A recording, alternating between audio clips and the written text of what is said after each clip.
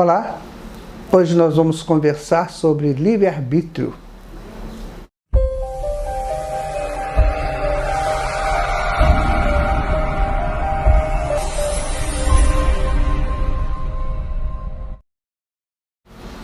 Olha, há pessoas que não aceitam a existência do livre-arbítrio, ou seja, do juízo livre das nossas ações. Há pessoas que fazem mirabolâncias nos estudos aí da ontologia, né, para dizer que não existe livre-arbítrio, que no fundo, você está exercendo aquilo que a natureza manda você fazer. Mas eu pergunto, se a natureza me mandar agora dar um mergulho no mar, eu vou dar esse mergulho? Não, porque eu não estou perto do mar. Então tem coisas que têm que ser analisadas para que a gente não cometa esses erros infantis. E digo para vocês que são pessoas assim, às vezes muito inteligentes, escritores, escritoras, né, de um nível acadêmico muito alto, professores das academias, e que pregam essas coisas. O livre-arbítrio é o carinho de Deus para conosco, para que a gente escolha os nossos caminhos. Existe um caminho chamado Tao, que os chineses chamam de Tao, que é o caminho de Deus. E existem os caminhos que nós fazemos enquanto estivermos experimentando a vida. Na verdade, quando nós chegamos no reino hominal, nós vamos ter aí milhares e milhares de anos, né, até milhões de anos, para experimentar a razão, para entender o que é a razão, para que depois, nesses exercícios, nessas escolhas que fazemos, nós temos condições de saber, bom, isso vale, isso não vale. Então o livre-arbítrio serve para eu me apropriar das validades da vida, o que é bom, o que não é. Então não é ninguém que me impõe, eu que experimento. Então a vida é um laboratório, o mundo é um grande laboratório, onde nós estamos aprendendo gradativamente. Agora, é preciso tomar cuidado com o livre-arbítrio no seguinte sentido. Se eu já sei que uma coisa não deve ser, e eu fizer a escolha por aquilo, eu estou perdendo meu tempo. E eu posso até ir anulando a minha capacidade de livre escolha. Porque eu já sei que aquilo é errado, eu faço mesmo assim. E isso não é bom para mim. Então o universo não permite. A vida não permite. Então ele vai cerceando gradativamente o meu livre-arbítrio até o momento em que eu volte a atuar de maneira heróica, né, de maneira correta no campo do livre-arbítrio. Aí entra o determinismo, que é aquilo que eu não posso fazer. Eu errei muito numa encarnação, usando mal as minhas mãos. Na outra encarnação eu posso nem ter a mão. Não porque foi castigo de Deus, mas é para que eu não continue fazendo o mesmo erro. Por quê? Porque um erro cometido, ele gera um campo energético que pede para eu fazer de novo o mesmo erro. Joana de Ângeles chama isso de complexo, e também Carl Gustav Jung, Stanislav Grof, esses grandes estudiosos da psicologia mais profunda, transcendental. Então, se eu errei muito num campo, criei um complexo, e esse complexo ele vem de encarnação para encarnação, então aquilo vai me levar a fazer o mesmo erro. Então, se eu não tenho a mão, eu não vou cometer o erro. Então o complexo vai ter que ser desmontado. Esse se chama determinismo.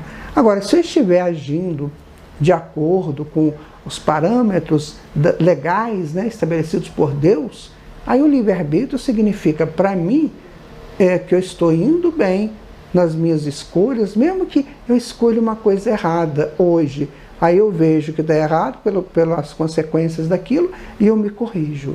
Então eu sou o artífice de mim mesmo.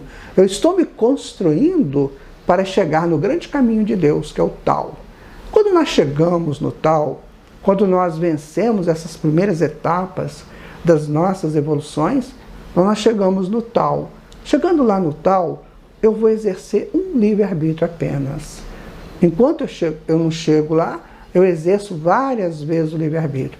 As escolhas da roupa, as escolhas do sapato, da bolsa, a escolha do onde eu vou, do filme que eu quero ver, né? Eu vou exercendo múltiplos livres arbítrios, né? Ou um livre-arbítrio de várias maneiras. Agora, quando eu chego no tal, eu só falo uma coisa: Pai, que seja feita a vossa vontade. Aí o meu livre-arbítrio é exercido. E aí eu vou viver dentro daquilo que que Deus planejou para mim. Porque quando Ele me criou, quando Ele te criou, Ele criou também uma proposta sua enquanto criatura. Então nós vamos começar a entender essa proposta de Deus. Por isso nós vamos exercer esse livre-arbítrio de entender a vontade de Deus a nosso respeito. Tem pessoas que às vezes acontece uma coisa com ela enquanto ela está encarnada, que ainda não chegou no tal, que ela fala assim: ah, mas eu não escolhi isso não. Pode ser até que ela não tenha escolhido aqui, né? Pode ser, mas ela fez a escolha antes de encarnar.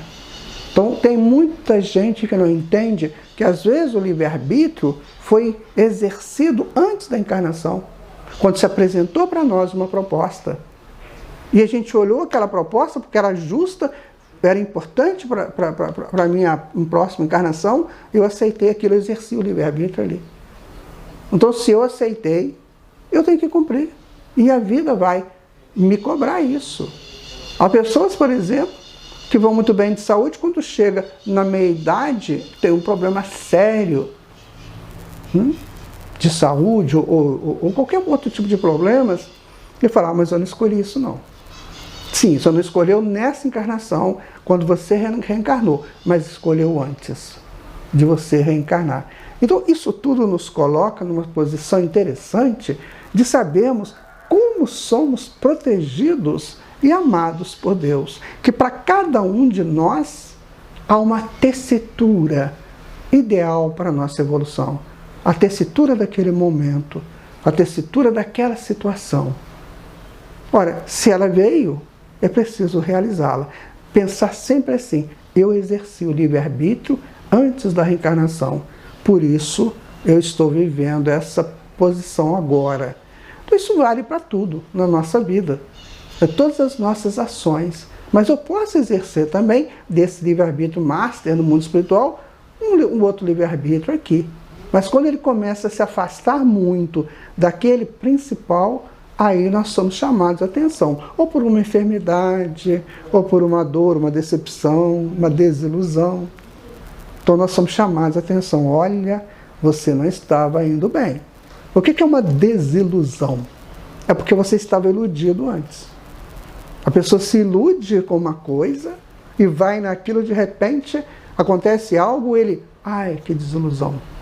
Ou seja, eu deixei de ficar iludido porque eu encontrei a verdade. Então, o nosso movimento diário, normal, é o da busca da verdade. Essa verdade estabelecida por Deus. Não a verdade estabelecida por mim ou por uma outra pessoa, mas por Deus. A nossa consciência, segundo o filósofo alemão Hegel, o eixo da nossa consciência é a busca da verdade.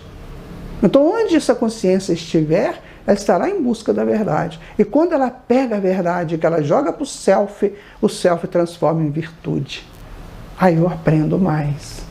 Então, cada minuto que nós vivemos é um minuto extraordinário dos nossos avanços daquele ponto que nós estávamos para um outro ponto, para uma outra sequência. Vendo a vida dessa maneira, fica tudo mais fácil de entendermos as decepções ou não durante a nossa encarnação. Cuide do seu livre-arbítrio. Faça com que ele seja teu parceiro dentro da tua evolução para Deus. Muito obrigado. Muita paz para você.